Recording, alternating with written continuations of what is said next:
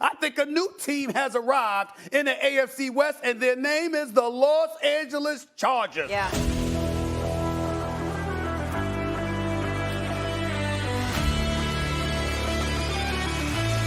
Herbert stops, launches deep. Jalen Guyton, he's got it! Herbert fires open, making the grab. Mike Williams down the sideline. On the 17-yard line, look out again. Carr, intercepted!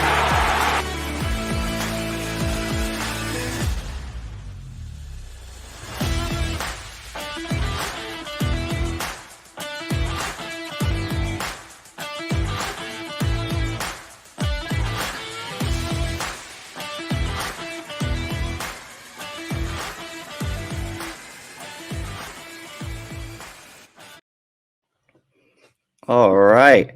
What's going on, everyone? Thanks for tuning in into this week's episode of Shock Therapy. I'm going to be your host today. I'm Zach Alfers, bringing you a very special episode, a little bit of a different episode just to keep things fresh and entertaining for all of our listeners. We're going to switch up the format a bit. Not with me today is my co-host, Tyler Lawrence. He just got married last week, so congrats to Tyler and his new wife, Sam. They're both in Hawaii right now on their honeymoon, probably enjoying a tropical cocktail or chilling on a beach somewhere. I've honestly never been to Hawaii, but I heard that that's what people do when they go. So really happy for the both of them. Hope they're having a blast. Meanwhile, we are getting ready for a very exciting time. Chargers training camp is in full swing. The Bolts just completed their 9th practice of training camp. We have 10 more before we get ready for this 2022 season. And we're gearing up for tonight's intra-squad scrimmage, which will be held at 5 p.m. Pacific time out here at Jack Hammett Sports Complex. Looking forward to those battles. And so we haven't recorded an episode out here in Shock Therapy in a couple of weeks, and we have tons to get into. But I felt like it was unnecessary to face this burden alone, so decided to reach out for some help this morning and wanted to welcome a very special guest to today's show.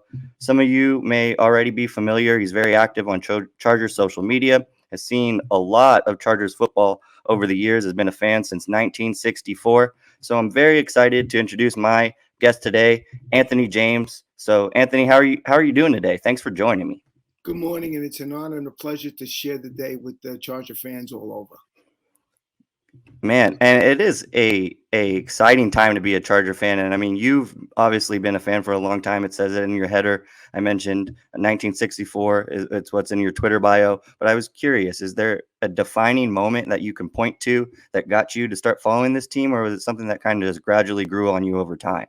Well, I'll show how it was. I'm 68 years old. So in 64, I was 10 years old.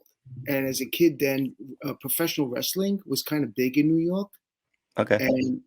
And it was like much more you thought it was real than it is today. Sure. And this Saturday morning, there's a bout going on, and they announce the wrestler. And they say, Ernie led with the San Diego Chargers. And I used to like him. I used to watch him wrestle. So the next day, because it was Saturday morning, the next day, I put on Channel 4, because Channel 4 had the AFL. Back then, it was Channel 2. CBS had the NFL, and NBC had the AFL back then. Okay. And I put on the games. I watched the first game, Jets against somebody, because they were the New York team they were on. And the 4 o'clock game was the Chargers and the Chiefs. And I seen Ernie led, but then I also seen this number 19. See the jersey behind me? Yeah. Okay. I seen this guy play. And my mother had a color TV.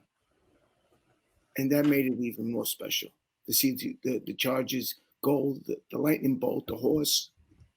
And from then on, and don't forget, there was no internet. There was no, if they were on TV, and it was lucky, you would get them at least a couple of times a month, whether it was a Charger Chiefs, Charger Raiders, Charger Broncos, and then Chiefs Raiders, Chief Broncos. You always got that 4 o'clock game in New York. And I caught on, and I would have to, like today you can read.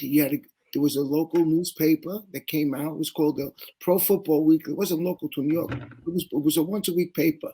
Mm-hmm. Like I said, it cost 75 cents back then. Nice. For a kid. And yeah. it had 2 stories in it. there was a gossip column story, and then there was a story on the game, and the lead writer actually was from San Diego, Jerry Maggi. He had the article in that Chargers were his team, and the San Diego Chargers, of course, and he wrote on page 2. So for me, then on, I'm loyal, and I never look back.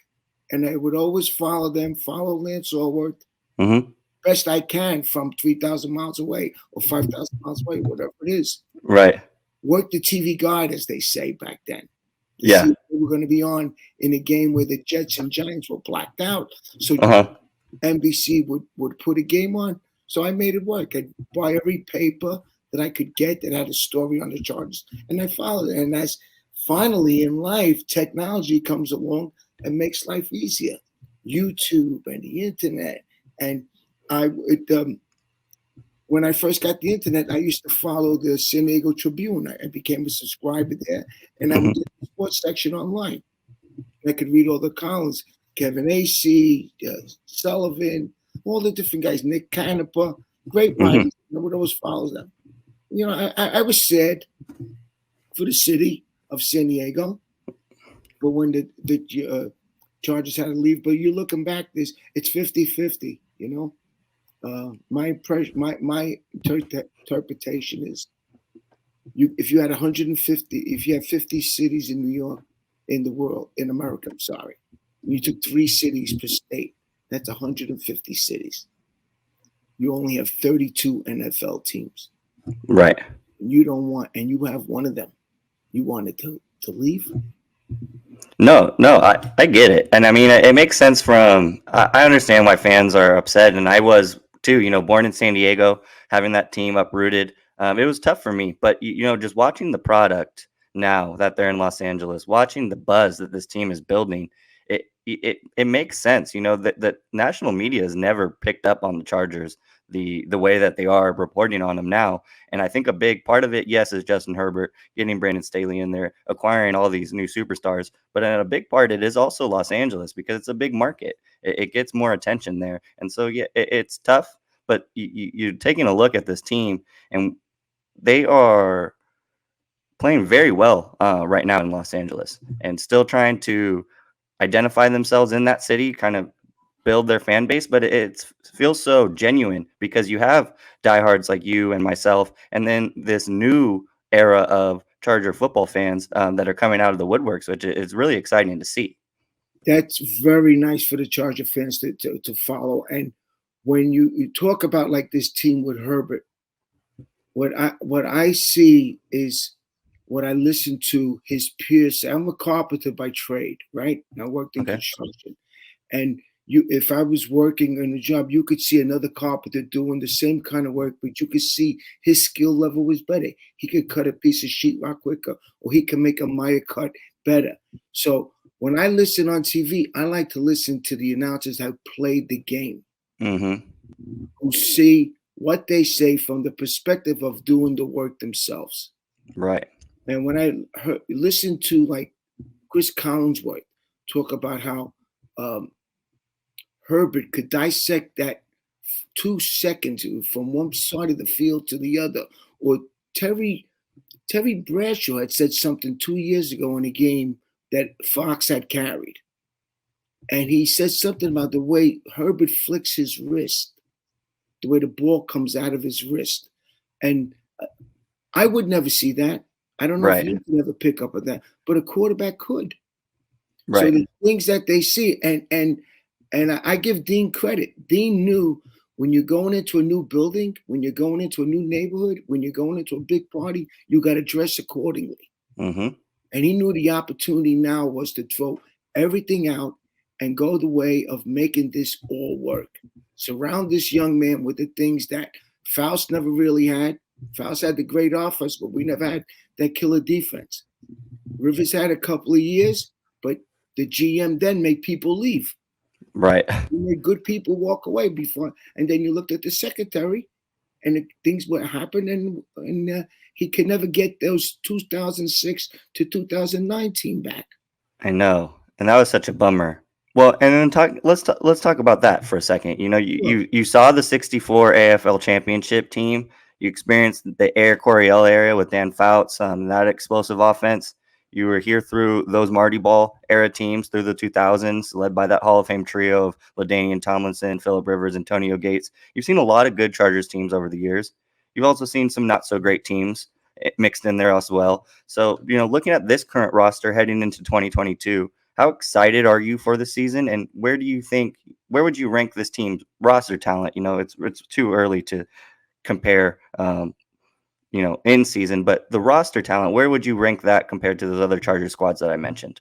I think the potential is greater because there's more of a whole.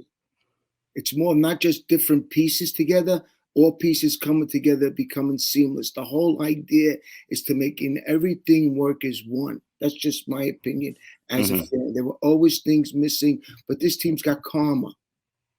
And karma works. Karma works. Some of those bad teams, you look at the decisions that they made, moving up one spot.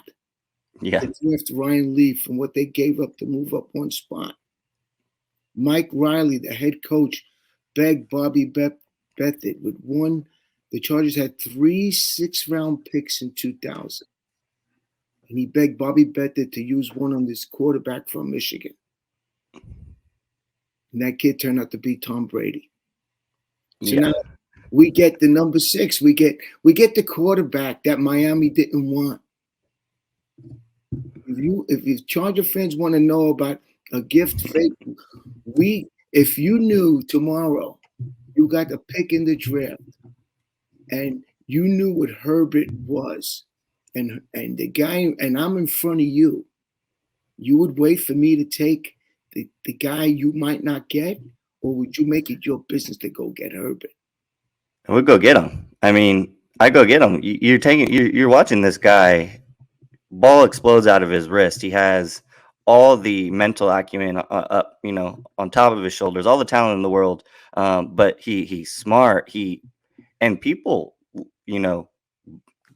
listen to him. They hang on his every word, and he doesn't say much, but he's a leader. On the field and off the field, people gravitate towards him, and I think that's a big reason why the excitement around this team is buzzing. That you have Brandon Staley who wants to do things different, and love him or hate him, he's going to do it his way. And out here on the West Coast, like I was saying, we have Charger fans coming out from all parts that I didn't know existed. And so I was curious, is the buzz on the East Coast similar? Or do you run into Charger fans out there in New York? So my older daughter who's a big Charger fan. She went out to training camp. She was at the game when they beat Baltimore in Baltimore in the playoffs. That was a fun game. Yes. And she was there, and she wears we went to quite a few games together in the Meadowlands, and we've seen some historic games. But yes, I see people in the street, and anytime I see somebody that's got a lightning bolt or a Charger jersey, I stop them, or they'll see me and they'll stop me. We have a few. There's a bar in Manhattan that's a Charger bar. Before COVID, I would go there a few times, but I'm not a bar person because I tend to wait till the play is over. I don't cheer a play until I know the play is in the book. And some fans will just react right away of a pass and it's a catch, but it might not be ruled a pass or a catch first. Right. Let the play out. I'm old-fashioned that way. In sports, I was an offensive guard. You made a good play. That's it. You didn't rub it in the other guy's face. You just went to the next play. And but there are Charger fans here. There is a fan base here, and we really don't need it. Look, we just need it within them. I think what you said, they see something in this young man. I'm a carpenter. I can see a young guy come on the job and be a sheetrock or woodwork. You can look at his tool sets, and you can look at his way he's working. This guy's going to be good. Same thing. Those guys on that field, they might not say it like in words all the time, but they know they have something there that's worth protecting. Absolutely. And Absolutely. Yes. And I think that's the direction. And that's what I'm proud of most, is that the fact that finally this coach, and I think Dean Spanos had a lot to do with hiring this guy. This guy wasn't like going to be like a Wayne Garrett. Play the ball, play the rules, run, and then punt if you don't get it. Run, pass and punt if you don't get it. I'm going to use the tools that I have, and I'm going to refine them to make them work. Let them stop us. Absolutely. Football is designed for that now. It's not like, in the days of Lance Alworth and up until Dan Fouts, the defensive back could hit that receiver all the way down the field.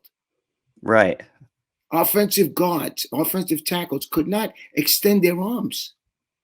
Defensive ends used to do the head slap. So it was harder to stay in that pocket and it was harder to make that completion. Today, the receivers have that. If 5 yards, you're free. They can't touch you. So you make the plays happen. You have your timing patterns. And we have somebody that we all saw in a perfect moment. The guy gets hurt. Wally Pipp was the famous guy who played for the Yankees, got hurt. His replacement, Lou Gehrig, comes into the game, and he never comes out for over 2,000 games. Yeah. And it's the quarterback got hurt. They didn't even start this kid. I know. And it sucks for Tyrod Taylor, right? Nobody wants to see anybody get injured or really the end of his career happens because of a mistake, right? By a medical personnel. But the end result, being able to watch the beginning of this, what is gearing up to be a fantastic NFL career. I'm so thankful that we get to experience this guy. And going from I was born in '94, and so That's a good year. It was a good year. It was a good year. We made a Super Bowl. My point is, I have not experienced bad quarterback play as a fan, which is a luxury. We went from Drew Brees. Well, grew up on Doug Flutie. Went Drew Brees. Drew Brees got injured. We went Phillip Rivers, and then right after that, no drop off. 2 games with Tyrod Taylor, and then we got this superstar in the making of Justin Herbert, if he's not already a superstar. That's so lucky to me, because I know fans 20, 30 years who are still waiting for just an average quarterback. It's not. Yeah, no, you're right. Look at me. 94 was a great year. That was a working class football team. They had a good coach. They had a good camaraderie. Stan Humphries made the big plays when he had to. Stan, yeah. He threw that 3rd and 13 with Kevin Green in his face. He threw that 3rd and 13 for 43 yards to Tony Martin in the end zone and put us up 14-13. And that team went to the Super Bowl. That team. No real fancy players on that team, but they work together as a whole. This coach can do that to these players because they know what they have. They know what they have within themselves. And that's a step.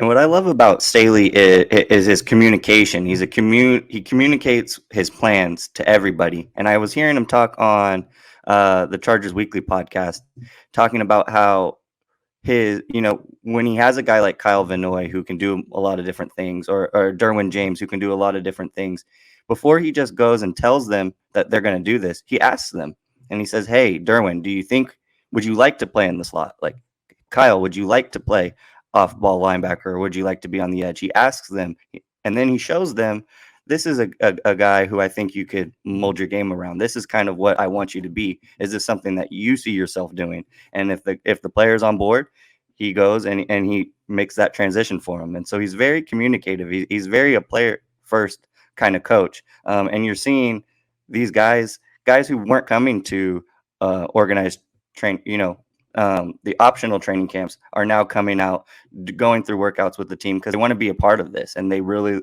really respect what Brandon Staley is saying. He's a great communicator. I love hearing that guy talk about football.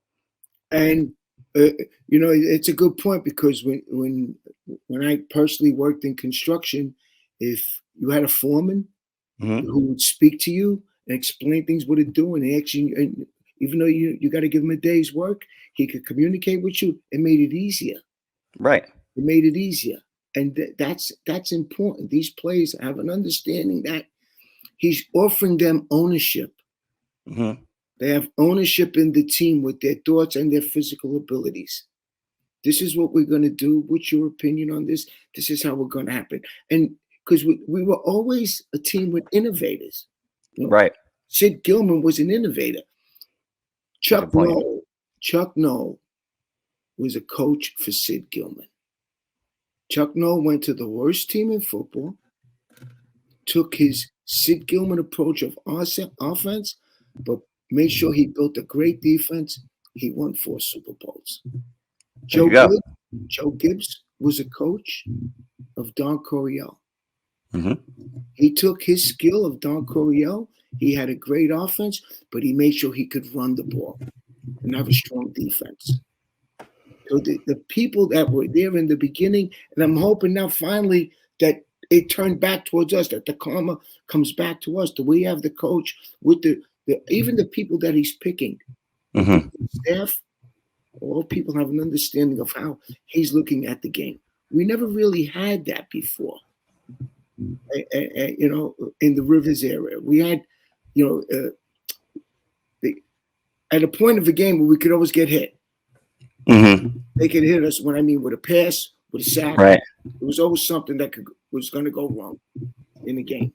We can never put a team down. Yeah.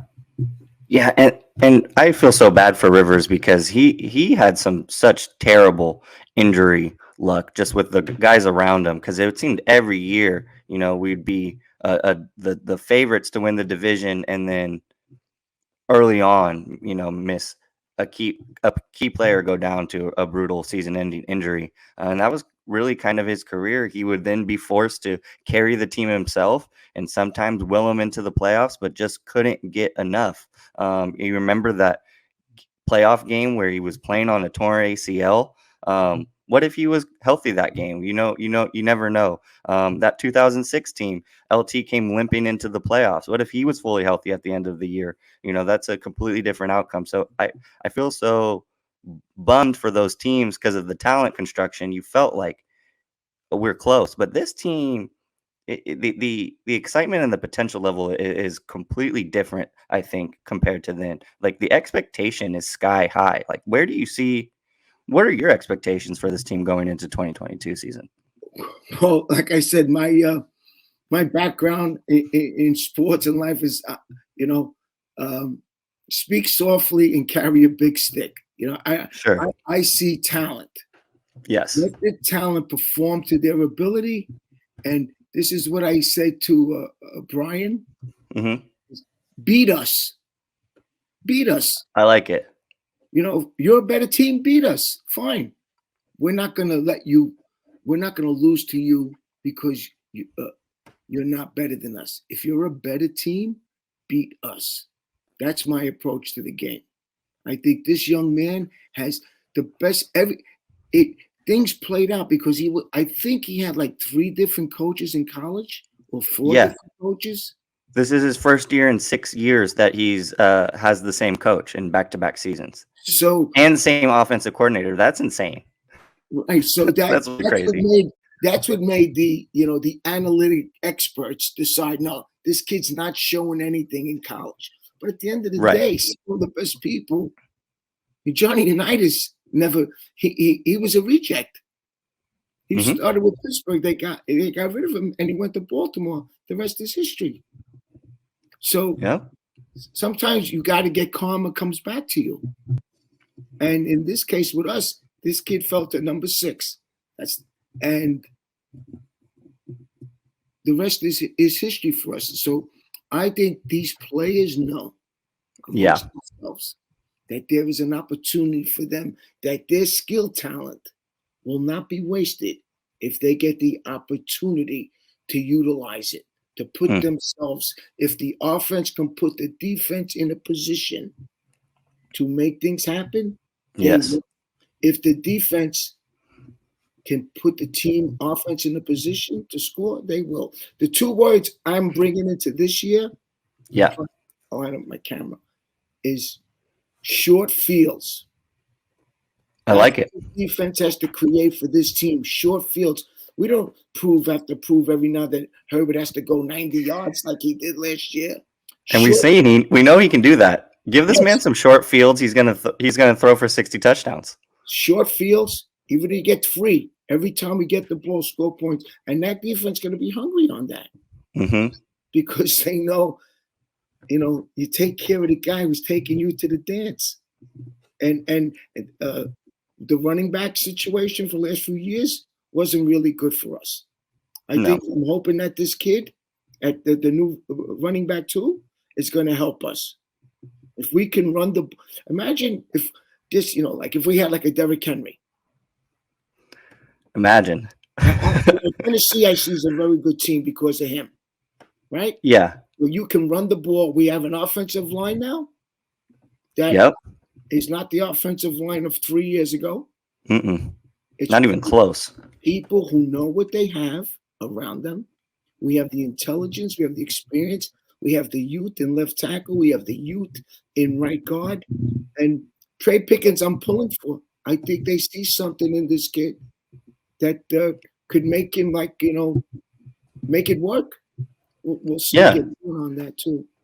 Let's get into some training camp stuff. And so we haven't had a training camp episode yet, and so there's a lot to cover. And so right now, I feel like the biggest training camp headline out of Chargers camp is the fact that Derwin James is still not out there going 100%, and now he's been physically present at every practice so far. He's going through walkthroughs. He's been seen coaching up the rest of his guys on the sideline, but he's not fully participating, and he's not going to until he comes to an agreement on a contract extension with the team. He's looking to become the highest paid safety in the league, and for good reason. He's one of the best safeties in the league right now, if he's not the best. His versatility is unmatched. He's a tremendous leader, extremely productive when he's healthy and on the field. And while he's negotiating his future, he's decided not to risk injury until a deal has been agreed upon, and I'm okay with it. To me, I understand that the NFL is a business. These are very, very complex deals that we're talking about, millions and millions of dollars on the table, and so I have no problem with Derwin wanting to get his. He's earned it, in my opinion, and this has rubbed some Charger fans the wrong way, comparing it a little bit to the Melvin Gordon holdout a few years back. I was curious to get your thoughts, Anthony. How do you feel about this Derwin James holdout, and do you think we are going to get a deal closed on soon? I think they have to make a deal. I think Derwin James, in 2 different training camps, he got hurt at the end almost, and we lost him. Okay, so he knows that. But he also knows that he has the best opportunity to really show his skills now. He's finally being surrounded in front of him, alongside him, and behind him, where he can be something that I'm trying to remember who that great free safety the 49ers had. They used to be all over the field. 49ers. Or somebody like that, that was always right out there. The Steelers had a guy who could work the secondary, and I think it is a business. You deserve your money. You're the one at risk. I wouldn't want to be paid less when I'm working 40 stories in the air. I'm hoping that they get it through. That and maybe this is a way of the Chargers and him, sort of like playing this out so he doesn't have to practice because they don't want him to get hurt. Because really, if you think about it, he is. We have glimpses, right, of the games where he used to come in and rush. Now, put him now coming in and rush with Joey Bosa and Khalil Mack, besides the other guys in the middle, guys behind him. So there are scenarios now that Anthony has never seen. No Charger fan has never seen a type of defense on our team. We might have seen it on other teams. Sure. Defenses that stifled us the way the Patriots would have these great defenses. Everybody knew their position. They really had great names, but they knew at the moment what to do at the moment to get the ball back or put the ball in the end zone. And I want to see him sign yesterday. Yeah, But, me too. Me too. And I think every Charger fan and every person involved in the organization wants to see him out there. But I think you make a good point, and it was kind of something that I felt the similar way. We have 9 practices already.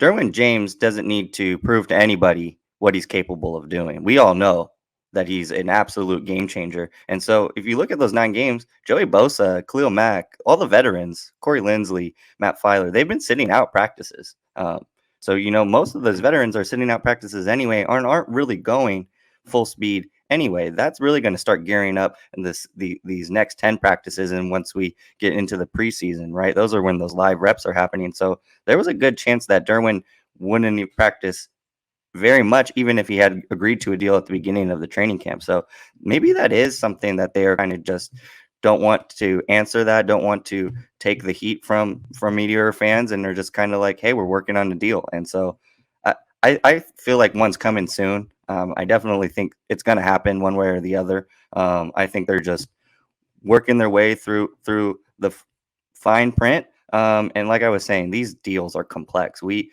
as fans, kind of just look at the dollar amount and what is the cap hit. And that's kind of all we think about. But the negotiations that these guys are going through are grueling. I mean, these are really complex legal documents that we're talking about. It's not just here, this is what you're getting, sign it. It's much more than that. But this is what the younger fans have to know, right? And this includes me. Mm-hmm. We might not have ever seen a defense like this on the Chargers. Yeah. We've seen great offenses. Okay? Sure. Rivers had a great offense. I seen Fouts. I watched that game against Miami. I watch Fouts all the time. His nickname, MFIC, is a reason for that. Okay? He was fearless. He had the weapons. He had Charlie Joyner. But we might not have ever seen a defense like this. So we're all in for a treat. And I think they know within themselves that there is an opportunity here. Absolutely. Show the great defenses when the Steelers came on the scene. After Chuck Noll put that defense together, the steel curtain was invented. Every team had these great defenses, and this might be ours. And we're noted for being a great offense. Great. Mm-hmm. Watch out when we have a great offense and a great defense and a great special teams. There you go. And so that's a perfect leeway into my next kind of topic here. Again, listening to Staley on the Chargers Weekly podcast the other day, he was saying that the difference between this year's camp and last year's camp is that you're seeing elite competition in all 3 phases of the game. And since being brought into Los Angeles, Staley has always harped about being a complete football team. And last season, I think we were really just 1/3 of a football team. We had an awesome offense, and that carried us to a lot of games. The defense had some major holes. The special teams was just awful.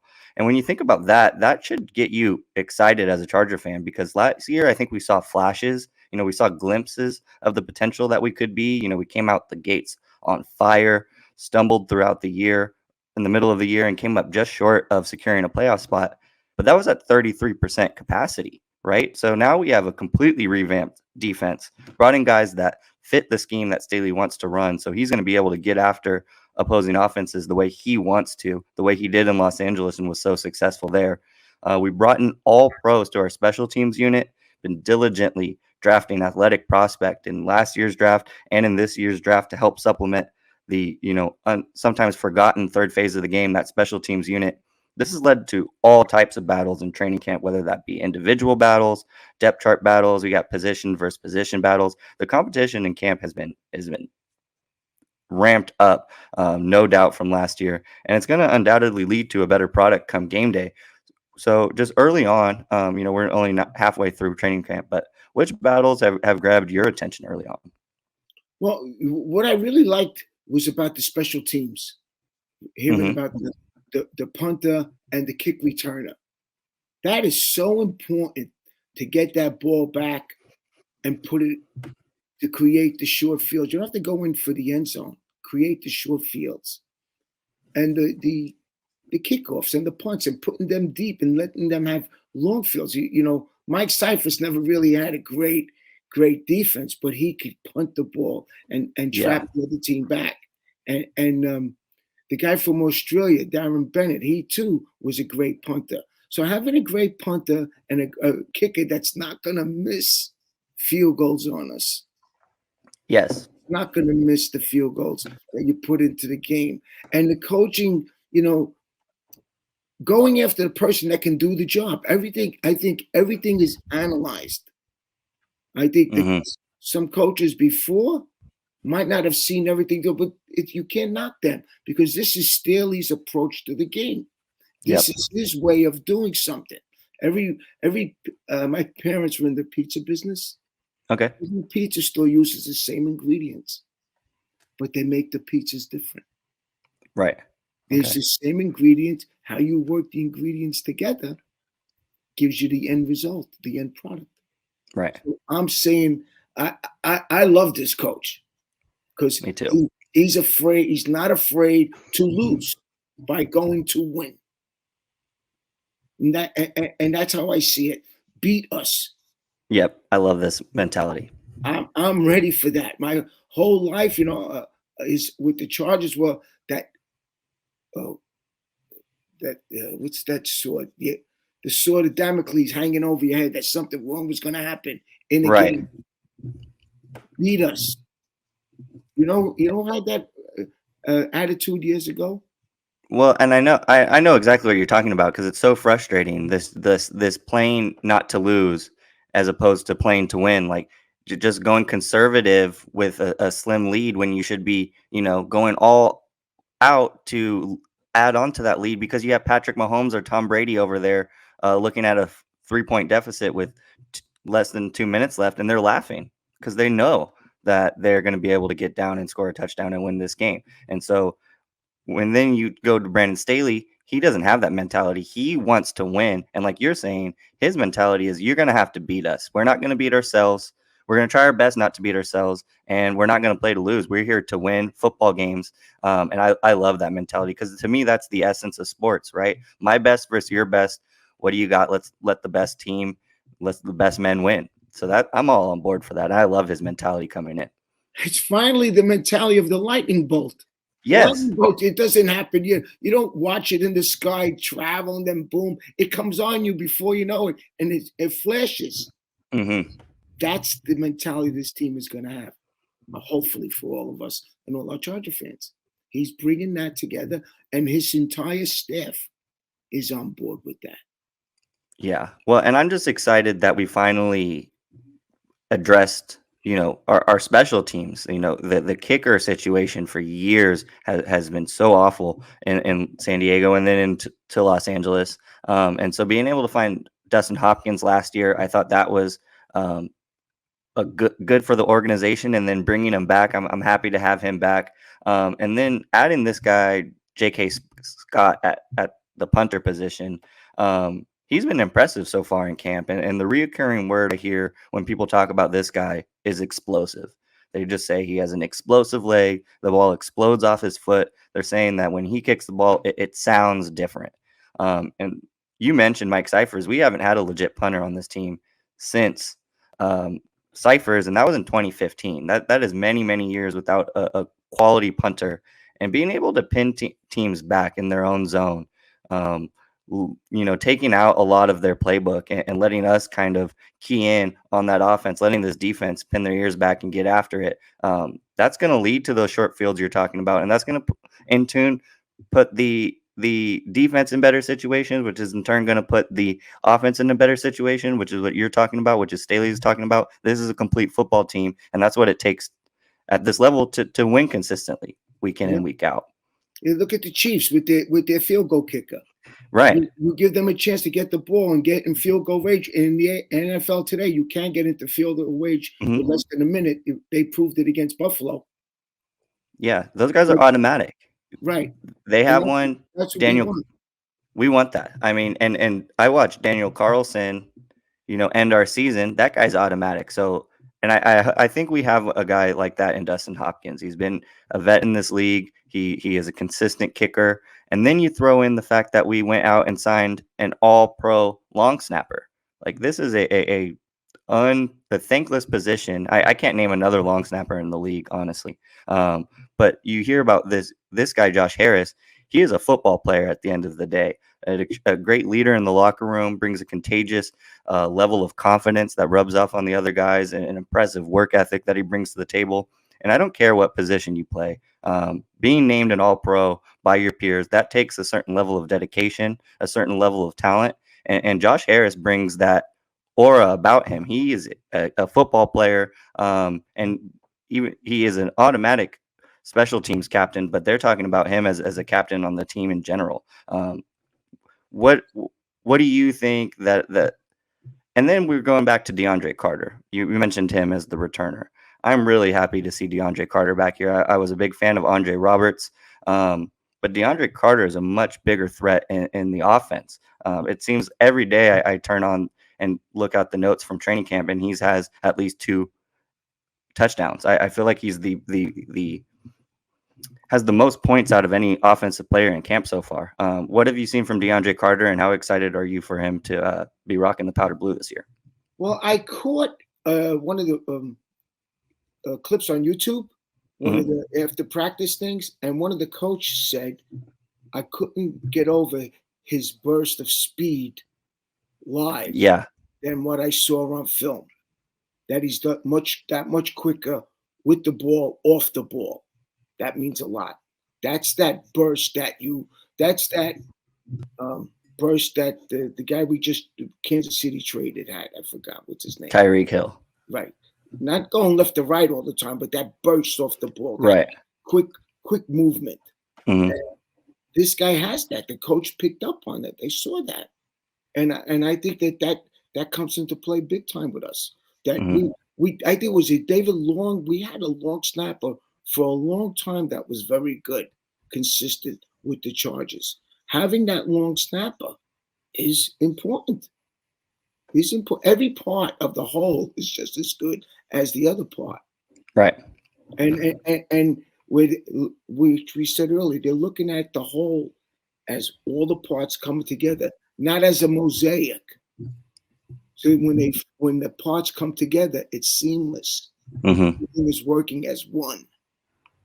And that's the ultimate goal. They did a biography on Vince Lombardi. And watched it, and there was an interview with Bart Starr.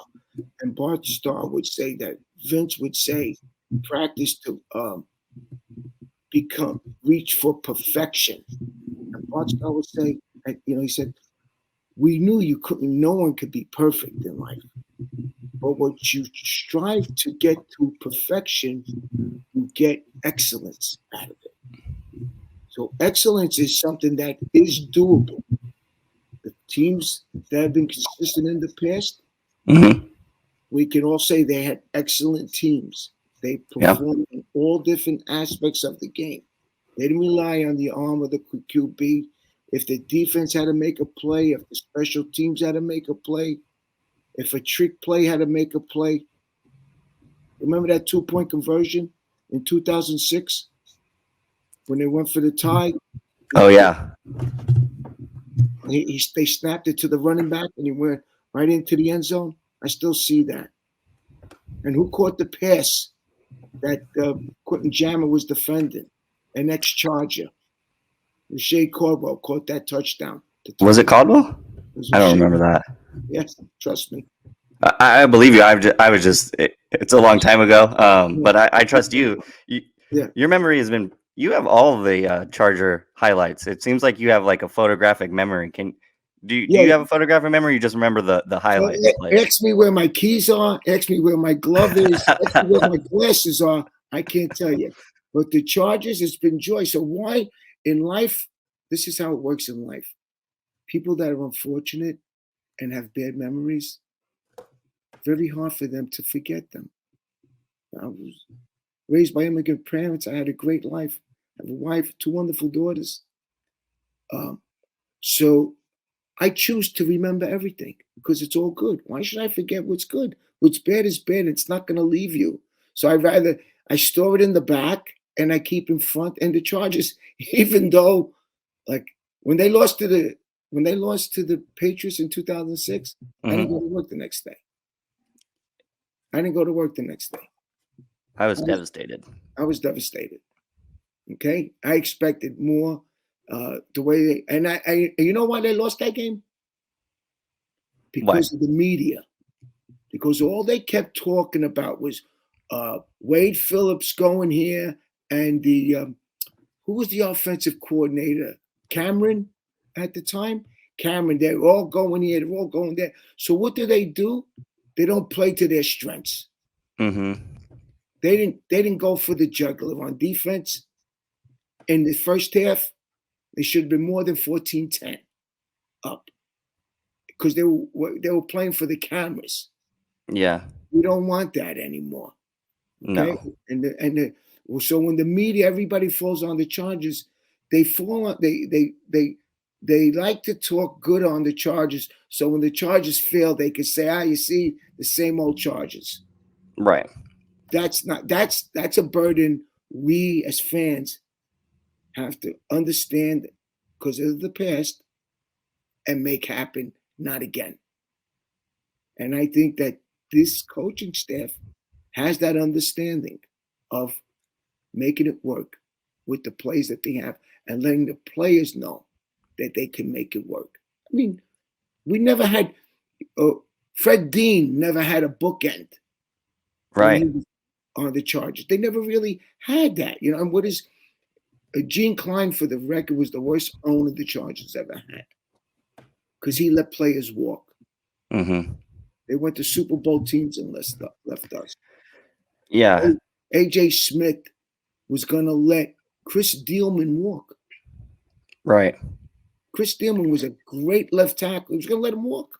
Yeah. Dean Spanos went into that deal and gave him more money.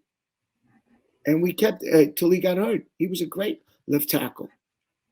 And so sometimes, the input has to come from outside the source. But in this case, for us, this coach, these players, his staff, his ownership, know that we only lose if we lose. And we win because they won't be able to beat us. We're not going to go. Everybody wants to. No one wants to go 17-0, whatever it is, 19-0, and come to that last game like the Patriots did and lost in the Super Bowl. Yeah, that's nothing. You know what I mean? And to lose to the Giants, to Eli Manning twice. That was devastating, right? Absolutely. Absolutely. Both those Giant teams that Brady lost to had great defenses. They did. That I always talk about that Eli. I always think that you can give. They should have gave the MVP to anybody along that defensive line for New York. I think Eli got it by default because he played the quarterback position, which at the time was just the quarterback for the winning team gets the MVP. But to me, I thought it should have been Strahan or Justin Tuck or Pierre Paul, any of the guys on the defensive line, because those guys were absolutely a terror that entire game and got Brady out of whack in a way that I've never seen this man kind of play. He played a different Tom Brady in those New York Super Bowls is a different type of Tom Brady than we're accustomed to seeing, right? They were in his face. They was playing street ball on him. Yeah, and he didn't like it. Does not like to be roughed up like that, and they didn't let him breathe. I've always said that anyone on the defensive line should have got it over Eli, but that's the way it goes. That's what the media is. You give it to the QB. But Eli got the two big passes. And he made some plays. I won't take it away from him. He made some plays, but to me, that the tone, the unit that won that game to me was the defensive line, just dismantling the Patriots' offensive line and getting the best player on the field, which was Tom Brady, to look like one of the worst. Absolutely, and I couldn't even watch that game. I couldn't watch that game. It was one of those like I stopped being a Giant fan. Because I'm in New York, I was always not a Jet fan, a Giant fan. Even though I went for the Jets in Super Bowl III, and I went for Kansas City in Super Bowl IV because they were AFL. My second favorite athlete, that's my favorite athlete who's not a Charger, like to be on record, is Leonard Dawson. Okay. for the quarterback for the Chiefs. Mhm. He did a lot for the AFL. He beat that team. You know, after Super Bowl IV, it was the NFL that ran to the table. Okay, let's get this deal done. Because the AFL had just won the last 2 Super Bowls. And, Mhm. and the AFL had, you know what? We'll stay on our own. It was the NFL said, no, we got to get them on the board and get them. And today's football is AFL playing. Throwing the ball, jerseys on the back, official time with the scoreboard, 2-point conversion. Those are AFL rules. The NFL, as a kid, was run, throw a quick square out. That was it. They had no life. And today they realized where the money is. The money is that ball going 30, Yeah. 40 yards down the field. They have no Absolutely. reason to catch it. So we have the team that can do their job with the tools that they have. We have a quarterback that we all pinch ourselves every day. This young man is, when they did the interview, you know, I have that T-shirt. I have that same T-shirt. And they show that picture of Herbert as a Mhm. little boy Yeah. with that smile on his face. And I have that T-shirt, that Charger shirt. And you could see that there's that natural enthusiasm. This kid was raised right. Mhm. He was raised right. You know, I could tell you one thing. You look at a building, glistening on the outside, great windows, great chrome. The best part of that building you never see is the foundation. That Right. they never Okay. post it up. And you got a good foundation, you can do whatever you want to do. You can go as high as you want. So to me, it's karma. Karma came back for us. Mhm. We got the person that understands the moment. I think that's what the NFL guys know. The NFL guys who leave the field and go to broadcast booth, they know the one thing that we fans can only see in one dimension, like we're watching through our screen, right? We really can't feel it. Even when Mhm. you're there as a fan, you can't see it because you're surrounded by all these other fans. But the players who were there, they know the moment. They know what that feels like, to feel the moment. And I think we have the person to make this work. Well, and you're talking about foundation. For Phillip Rivers, it seems like we just continued to never address the offensive line when he was a Charger. Or he just didn't have good offensive lines for him. And then this new staff has made a point to emphasize that offensive line because they realize Justin Herbert is the future and they want to protect him. He's been sacked over 60 times his first 2 seasons in the league. Can't have that if we want him to have the longevity and the successful career that we all envision him to have. And so we went out this year again, and I think got an absolute stud in Zion Johnson to fill out that right guard spot. Has been a big bright spot early on for the team. And I feel, and if you talk to the guys around the organization, they really feel like they struck gold again. After last year, we selected that All-Pro tackle in Rashawn Slater. And then this year we went guard and added Zion, and he's been really, really impressive. And whether that be media personnel or the coaching staff or even his own teammates, which you were saying, like that is to me the biggest praise is when guys like Corey Linsley or Matt Filer, guys have been doing this for a very long time and at a very high level. When they're saying, yeah, this guy's different, this guy is legit, that means a lot more than just me or you saying that we like the guy. These are guys who know what it takes. And they're saying, you know, they're already drawing the Zion to Rashawn Slater comparisons. And so the fact that the vets are excited about him this early on in training camp when there's only been, I think, 3, maybe 4 padded practices. And so as an offensive lineman, when you're not going out and mauling guys, it's hard to be impressive, but he's going about it the right way, right? He's asking the right questions. He's studying the film. He's standing up guys in the trenches when they do get into pads. And beyond that, they all talk about his mental acumen, his ability to play the game from the mental capacity, because it's a very cerebral position. Lots of people think that offensive line is just go out there, hit a guy, but it's much more nuanced than that. And Zion is a very smart player. You mentioned Zion at the beginning of our broadcast. What have you seen from him? And as an ex-lineman, how do you see him kind of fitting into this offensive line that we're building? When you're playing the offensive line, you sort of play without an ego. You're there. You want to be like a beaver in the hive. You Mhm. want to be the worker. You want to go seamless across the board. You want to make things work easier for the right of you and for the left of you. And I think those are the positions. Dan Fouts had a great offensive line. Mhm. He had a great offensive line, and he couldn't. He wasn't a mover. He dropped back in the pocket. So I see that when they picking this guy. I never knew. I don't really follow the college players as much. I didn't know how great Slater was going to be or Zion Johnson, but I did know that they liked him, so that was good enough for me. Yeah. He's got even this kid that they got from I think it was Georgia, the Jamari Sawyer. Yeah. he's gonna play. He's a big guy, Mhm. They're gonna find a spot in occasion where this guy's skill strength Mhm. it might just work for one drive. That what they want to do. So everybody's tool is gonna work for the moment that they need it. And I didn't know what you just said, that he was sacked 60 times in the last 60 times, 32 times as a rookie, 31 times last year. Right? And it looked like the way he throws, like he's never touched. So Right. the key is that run the ball. Run the ball. Run the Yeah. ball. And then throw it when they think you're gonna run it.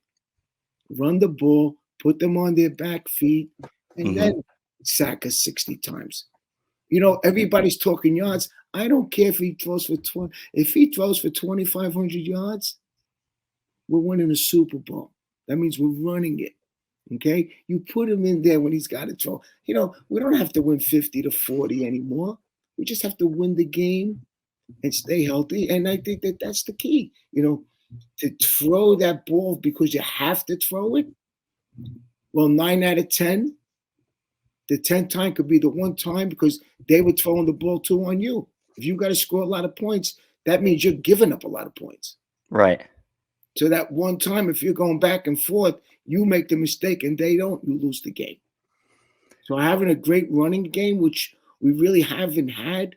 I don't even remember when we had two, even, when did we have two good, or the one year with Melvin Gordon and That was the last time he was here? the last year with Melvin Gordon, I think, was the last legit backfield that we had, because you had Eckler playing a complementary role. He was explosive. Melvin ran for over 1,000 yards and had over 10 touchdowns. That was the last complete backfield that I think we had, and we're gearing up to, I think, have that next talented backfield now with the Isaiah Spiller addition and then Joshua Kelly and Larry Roundtree taking steps.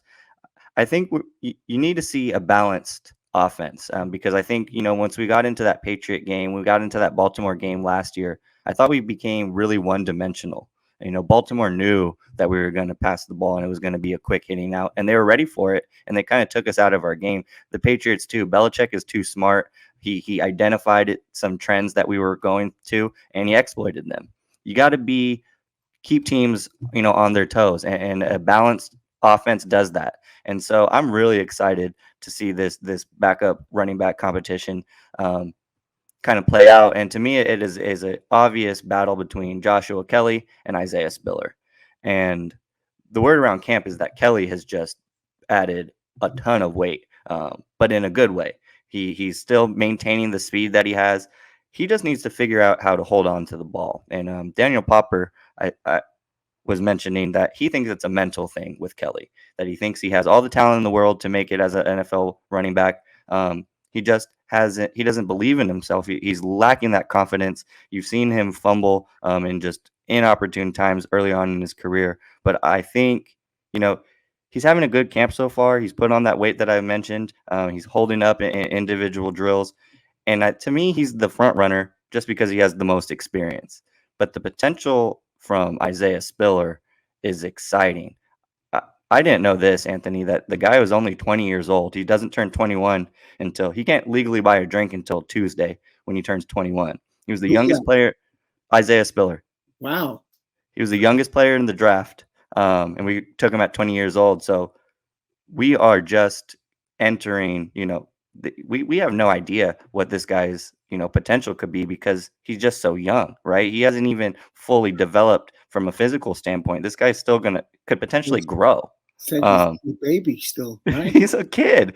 He's Yeah. a kid, and on top of it, the guy could play football. Absolute fantastic route runner, which I think will complement Eckler nicely. We're seeing a lot of two-back sets, which we haven't utilized in a long time. That would be pretty interesting to see. Give us the Lombardi another dynamic to exploit. And there's an offensive line now that can make those running backs get open. Yeah. They don't have to get tackled, touched behind the line. They'll get touched after the line of scrimmage.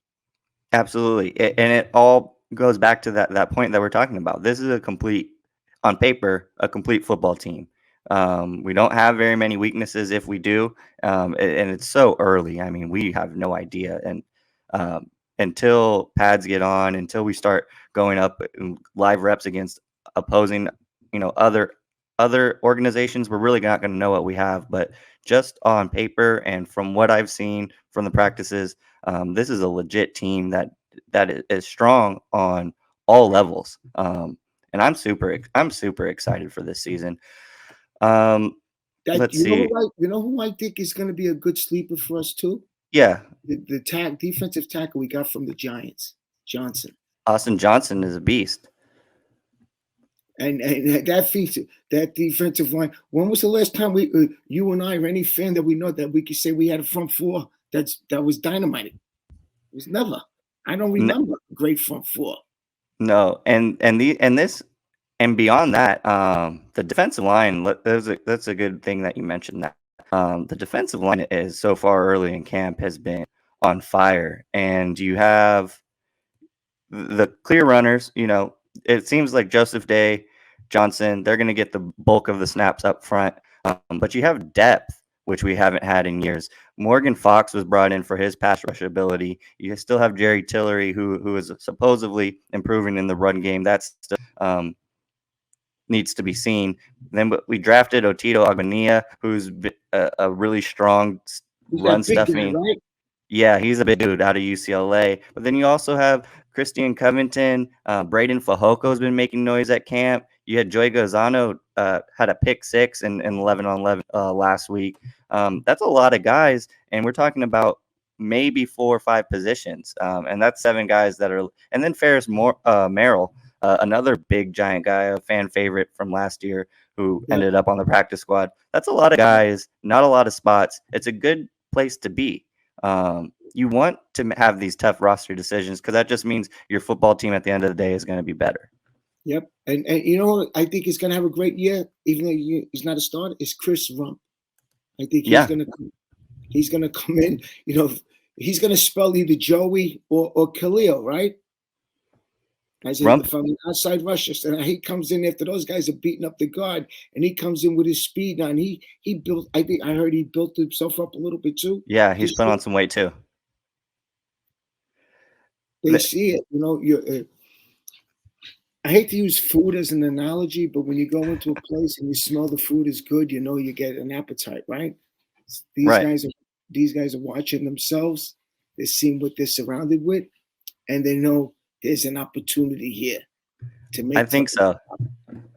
And I mean, so for me, the additions of a Khalil Mack or a J.C. Jackson, Kyle Vanoy, Bryce Callahan, these veterans, it used to be to get a guy, those guys, a guy at that caliber to come to the Chargers, it used to be we have to overpay for him. I'm thinking of like Brian Bulaga and Russell Okung, guys at the end of their careers that we overpaid for to get into Los Angeles because we had to pay them to come. That's not the case anymore. Guys are making pay cuts. They want to be a part of what we're building. And the fact that we could see it as fans, but guys that are playing on it from opposing teams want to join, that's awesome to be a part of. And I'm excited that we are attracting guys like Khalil Mack and J.C. Jackson. It appears because they see that young boy, Herbert. Mm-hmm. Everyone wants to play with the guy. Sure. He's got the talent. He's a down-to-earth young man, and they see opportunity because at the end of the day, you get endorsements and whatever, and you make more money, and you're playing together to make history. And That's what we never had. We never had the ownership to put these things to play like this. And with that team concept, all these players want to play. Mm-hmm. They came out of Vic Fangio, where Staley came from. So these players that he's bringing on all have an understanding of how the game to be played in a specific way. So it makes it easy for them to gel, even though they're coming from different teams. They all sort of had the same initial background test together. Yeah. Because they had the same coaches. So this is something that I think was part of Staley's plan altogether, to put together a seamless team that everybody understands everybody else. All the winning Super Bowl teams of past that won more than one, Mm-hmm. you dissect it, everybody played as a team. Yep. Everybody played as a team. And they had skilled players in those positions. And loaded across the board, right? You have it. You need depth at the end of the day. We had the star talent last year at the top of the depth chart, and now we're building the depth because you need guys. It's an NFL season. It's grueling. Guys are going to be dealing with injuries as the course of the season moves on. You need guys to step up when guys can't go 100%. How excited are you for week 1 when we get the Raiders, a sort of a revenge game right off the gate after they ended our season last year? How excited are you to get out there and go pop the Raiders in the mouth? They didn't end our season. We ended our season last year. No, you're absolutely right. We ended our season, and now it wasn't Herbert's fault. We had no defense. They ran that. It was 3rd and 22. It was like the 4th and 29 when I want to say Josh Jacobs had 70 yards and 2 carries in the last 2 plays. It was something ridiculous like that. Chunk yards, not like 5-yard, 6-yard runs, like 20-yard, 30-yard runs back to back to get him into playoff or to field goal range. So, I see the Raiders like any other team. Mm-hmm. The Raiders bring that. Their fans with their gear on, but they're not bringing Al Davis. They're not bringing Fred Biletnikoff. They're not bringing Ted Hendricks, the Mad Stork. They're not bringing Jim Plunkett. You understand? You want to hear how irony works? In the 1980 season, the Chargers played the Raiders the first time. And they destroy them. Not only do they destroy them, they sacked Dan Pastorini so bad he was a starting quarterback that he broke his leg and had to leave the game. So who comes in that game as backup? Jim Plunkett. Heisman Trophy winner, couldn't get a starting job anywhere. Al Davis signed him. Jim Plunkett takes the team to the championship game. Championship game in San Diego, 1980, right? You're just hearing this, right? I'm explaining this to you from what I remember, right? 3rd play of the game. Plunkett throws a ball, hits his receiver, his running back, goes off his hands, goes into Raymond Chester's hands, goes down the field for a touchdown. That's the year that they changed that rule. That rule was like between the Raiders and the Pittsburgh, the ball can't go from same team from one player to another player without touching the defensive player first. That would have been, but that year, that rule was changed. They scored the 3rd play of the game. They scored a touchdown, and we never looked back on that. And we put the Raiders in that Super Bowl that year. We did, but they beat Philadelphia that year. They won. And I think we will win this game like we win all the games we have to win. But to me, it's just, I when I see the Raiders, I see Al Davis, I see Kenny Stabler, I see Fred, Darryl LaMonica throwing bombs, the Mad Bomber, and they had great, but Al Davis knew how to pick players. Look, he was drafting guys from Pennsylvania and stuff like that. Matt Millen, they knew how to draft the players that were Phil Piano, like hungry, those aggressive kind of guys. And we had softer players, and that's why they always won. And the only teams that beat them were teams that were better than them.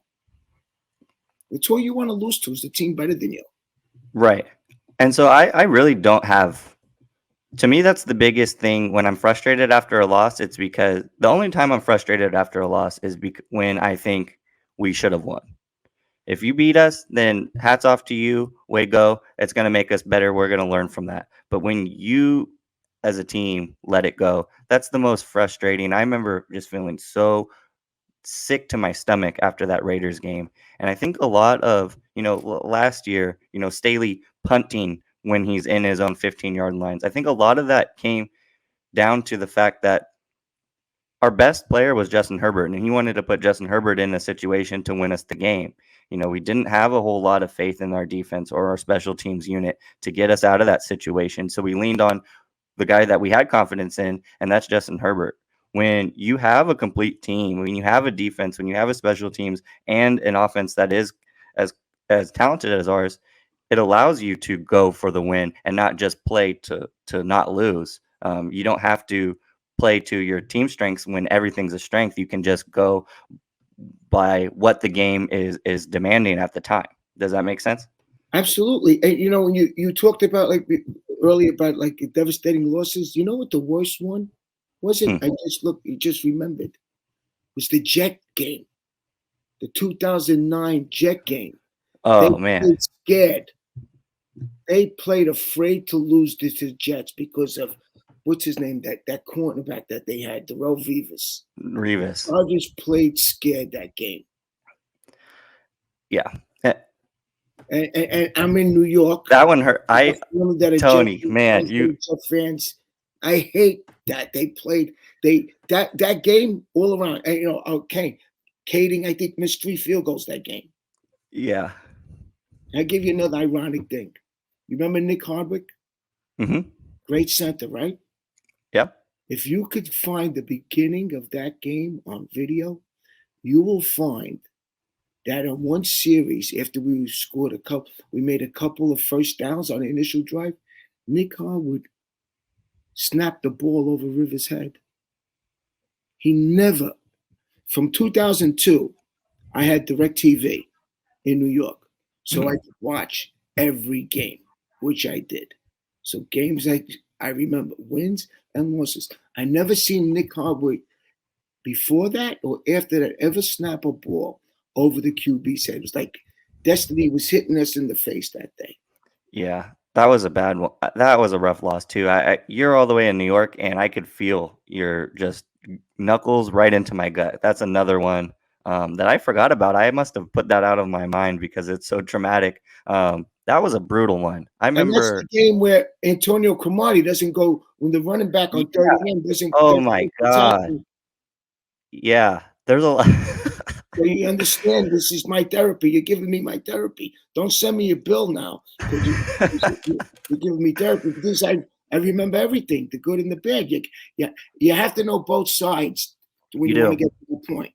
Because the day ever comes, and I'm waiting for everybody, but I'm waiting for Joe Lombardi to hold that up. Absolutely. Well, and Grandpa, look what I got. Yeah. That's a first. And mentioning the karma, and you brought up those 2 losses. I've been feeling for a while that Charger fan base is due. We've had talented teams before. This seems like a different song and dance, right? It is not just a talented roster. There's expectations behind the talent. And then you got the leaders in house to conduct the band the right way. I feel like we've been missing. We've had pieces, but this is the full puzzle, and we're getting ready to get it laminated now. I'm so excited for this season. And the young Charger fans, they have to realize you got to look at the old film of baseball. Watch a guy hit a home run.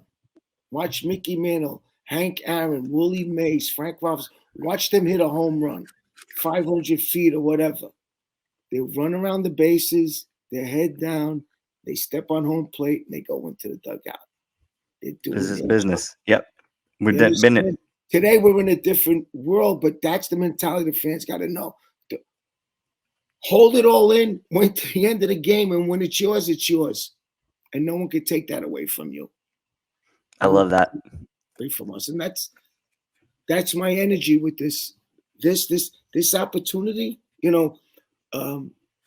I talk to more people that are fans because of how it grows, because of the technology and the TV and more games on. But before it was like me and myself and I, Right. There weren't that many other Charger fans. Oh, you're a Charger fan, you're a loser, this and that. They always go back to, mistakes from the past. Yeah. Always reminded of all the mistakes, Dan Fouts threw a lot of interceptions. Dan Fouts looked at an interception as a punt. I mean, you're going to catch the ball, you're going to catch the ball. He wasn't afraid. He changed that game. He showed it. The Chargers were the first team. You remember in the 60s and 70s when a coach would send a play in, they would flop running backs. They would take a running back out and put a running back in. That's how they changed the play midstream during the game. The Chargers were the first team to use hand signals. I didn't realize that they were trendsetters. We're always pushing the envelope. I love that. Who was the best backup quarterback ever with a rocket arm who never played because of Fouts? Ed Luther would send the signals in by hand to Fouts, and that's how the Chargers were seamless like that. Their offensive play calling was second to none. They set a standard. And but they never had the full package because the ownership wouldn't spend the money. They didn't have the marquee plays on defense that they needed to go with the marquee plays they had on offense. Secondary, other than Gilbert, Gilbert was a great cornerback. Look at absolutely. That too. I hate to bring up bad things, but it's not. Just an understanding. The 1983 draft, we have 3 first-round picks. 3. Number 5, they took on a player who makes it to talk radio, never even made an all-pro. Billy Ray Smith. Then they took 22 and 23. Gilbert, they got a good quarterback, a cornerback. And then they took Gary Anderson, who we had to wait 2 years because he went to the USFL. And there was Dan Marino there. There were other players there on defense. So if you don't have a team that's using the source of how important 3, well, I kept on reading it, the Chargers have 3 number 1 picks next year. If you look back on that draft, and you look at the players that were taken, that came from the Charger, you realize that they were really on top of their game as a team-wise, because that's ownership. Yeah.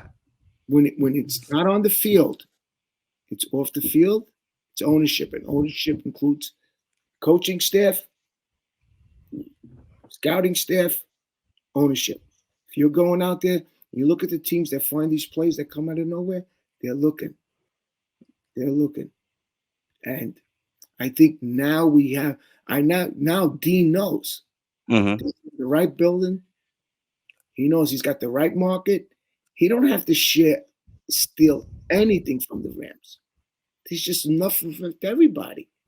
Absolutely. There's enough. And again, the last year's draft, let's just take a look at the players that these guys added last year. They are all contributors already, and they're only a year in the league. We're talking about Rashawn Slater, all-pro tackle.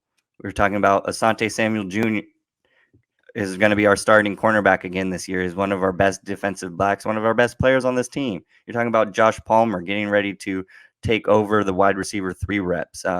One of those guys that I was kind of upset with when we drafted, because you look at the stats and they're like, they're just not there. Why did we draft this guy in the 3rd round? Well, that's why I'm not in the scouting department, because those guys saw something in this young man that I didn't see.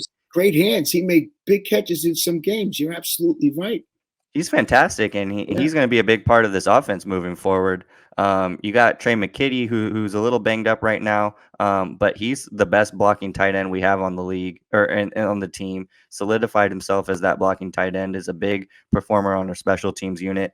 We have Chris Rumpf, who's getting ready for to step into a bigger role in the defense, but it was a core special teamer for us last year. You got Brendan Hymas, who's a good depth piece along the line. Mark Webb has been making splash plays with Derwin James sidelined so far early on in camp. He's somebody from last year that got hurt. Is that it, Mark Webb? Mark Webb was banged up a little bit, didn't play a whole lot, but he's looking right now depending on how you shake out the secondary depth chart, is DB6, DB7. He's been taking a lot of dime and nickel reps out there. And then you got Larry Roundtree, who I'm not a big fan of, but he's still a contributor. I'm still not giving up on him yet. I think he just needs some time to show what he has, but that is a lot. Those are a lot of good. Oh, and then Nick Neiman, who's also been making plays throughout training camp and is an all-pro special teamer for us last year. Those are all nailed picks, in my opinion. Yes. And then we go into this year, and all of the guys that we drafted this year are already making plays in training camp. And so it brings me back to the point that everyone's clicking. Coaching staff, players, the front office group. We're building towards something, and it's so exciting to see. We're gonna get our intra-squad scrimmage going tonight at 5 p.m., which is all gonna lead us into our preseason opener next week, Saturday, August 13th, against the Rams in SoFi. Chargers are going to be the designated home team. That gets kicked off at 7 p.m. Pacific time. I'm super excited. Football season's here, Anthony. Yeah, it's here. I think the NFL knows how to market their product. All those in the past, we don't want to do specific. Now they realize the more people see, the more they want. Yeah, I'll see that game. Maybe it'll be on at midnight or 2 a.m, depending on the NFL network they'll play it. I'll have it recorded and I'll watch that game. And like I watch all the games anyway. But the talent bases you're talking about, they see themselves. So the defensive line can take a half a second quicker. That means that the secondary has gained a half a second catching the ball. If the secondary can be more pressure, then that gives the defensive line a half a second to get to the quarterback. So the two ends create at the same time that inertia. It's like throwing a ball. If you don't have nothing to catch it, it keeps on going. So from the defensive side line or the defensive secondary, they work we look at what worked in the past, and you'll see if we follow that same kind of mechanism with our players. There was one player we talked about running back before that I loved as a Charger. That was Danny Woodhead. And where did Danny come from? Patriots. And he had that mindset of being able to be big in the moment. Yeah. And if you look at the Patriots, it wasn't that they always threw teams out. At the key moments in the game, they didn't fall apart. They knew the moment. And that's a big reason, but beyond just the talent, the biggest reason I was excited about adding J.C. Jackson and Kyle Vanoy and guys like Troy Reeder, they've won Super Bowls. They understand that it takes a level of dedication that not everybody and every team is willing to put in. There's a reason why. Show them the ring. Show them the ring. That's it. They want. Show them the ring. This is how you do it. And that's the thing. I think every guy who makes it to the NFL, inherently, they want to win a Super Bowl, but not everybody knows how, right? It's like that scene in Pirates of the Caribbean, that island that you can't find unless you already know where it is. You need someone to kind of show you how to get there. And that's why I like adding guys that have done it before, because it's different. It's not just the want. There's beyond just the want. There's a little more that it takes. They see it because you can't knock it. The guy knows what it feels like. It's how does it feel like to work 40 stories in the air? Well, you can't describe it if you never did it, but you can describe it if you have done it to the other person. You know what I mean? And so those experiences, having those people on your team as coaches or as players, is the right way of more than players. If you peel back all the leaves or the edges or however you want to say, if you look back, the biggest disappointment for me was always ownership or the team concept of what needed to be done. We always had great plays, but never the whole. Never the whole. Look at all the winning teams, the whole.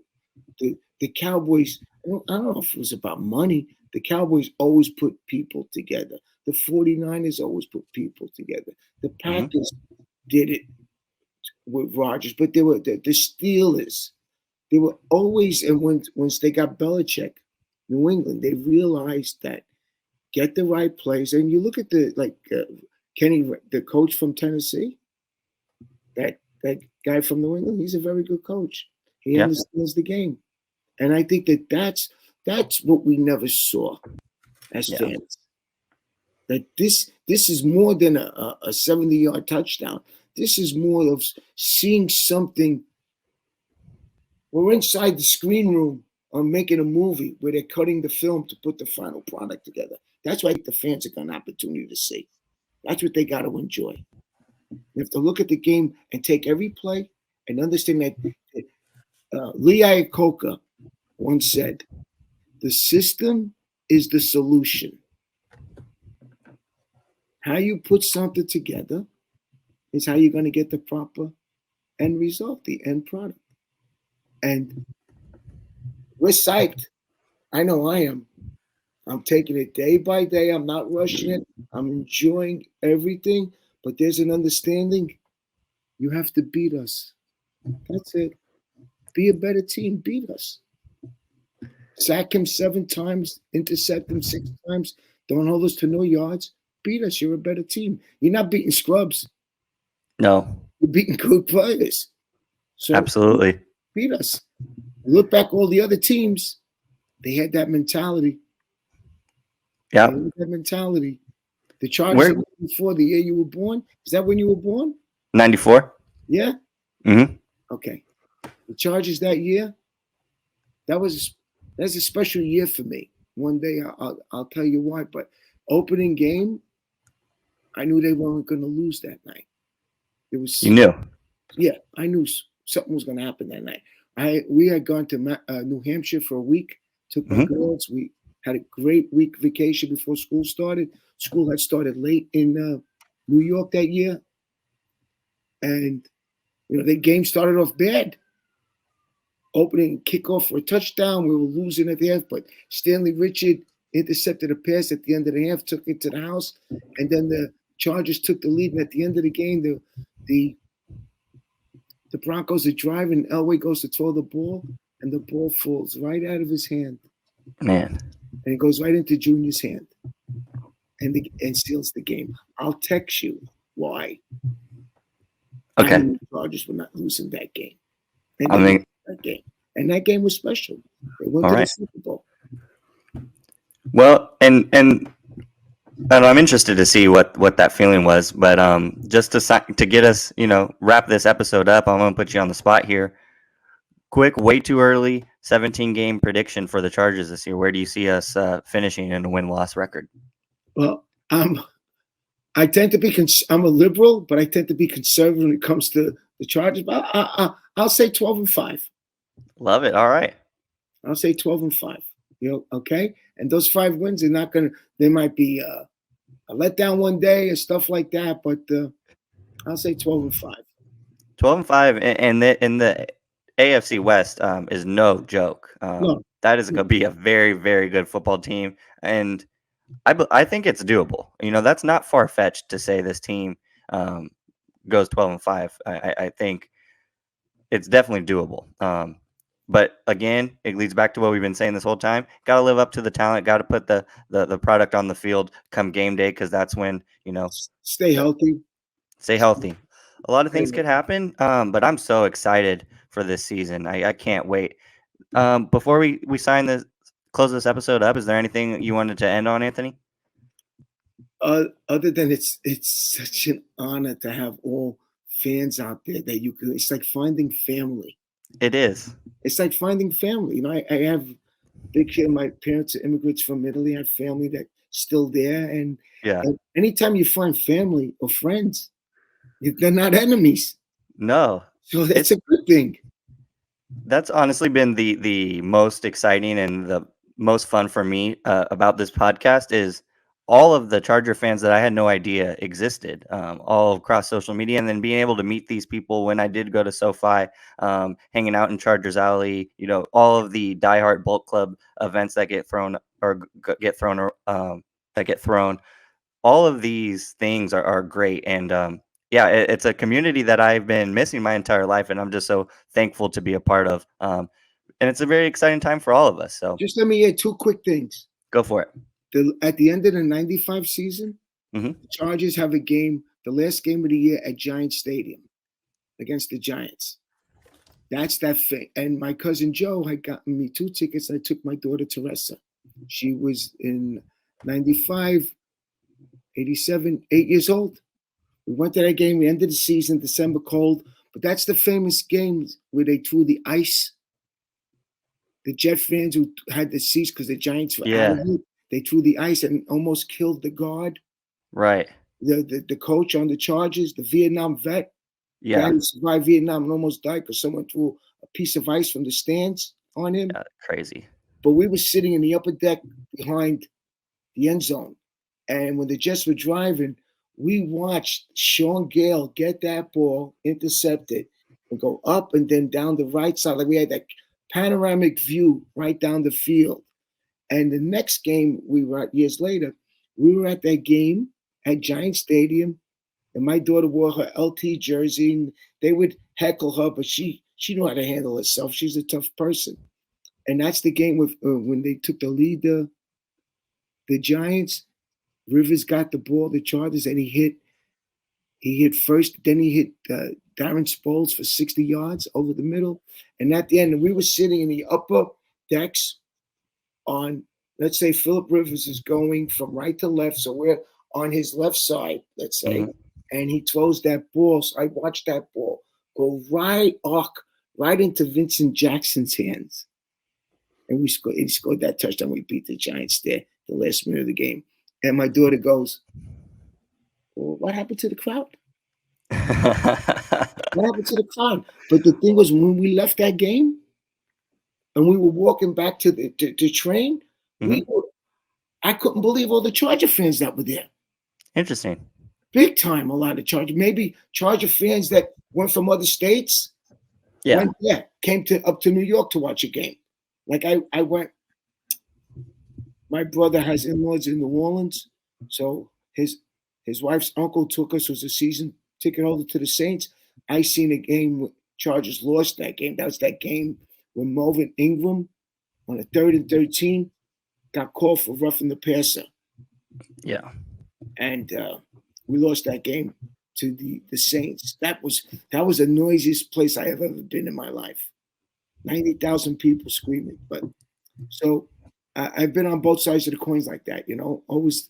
But I remember them all. And to all the fans out there, you think positive, you make it happen, and you go with your best. Beat us. If you're better than us, beat us. It's not going to happen all the time. We're going to win. And everybody knows that. It's fine. It's fine that they look at the Chargers and they can't pick it. They can't point out a specific spot to drill in and attack and create a crease. Mm-hmm. Only health will hurt us. Yep. It's us. It's us versus us at this point. So excited for this upcoming year. So much to be looking forward to. And so thanks for everyone for listening in today. Thanks so much, Anthony, for joining me today. It was a lot of fun talking with you. Brian, was that? Brian. And shout out to Brian Rick, who I originally reached out to join me today. Apparently Brian is camera shy, didn't want to come on, but introduced me to Anthony, and I'm very thankful that we were able to meet, and it was really nice meeting you. Talking football, I always here to talk football, so anytime, feel free to hop on here. But yeah, thanks again. And yeah, Tyler will be back next week. That's going to be it for us on Shock Therapy. Thanks for tuning in. We'll catch you guys next week.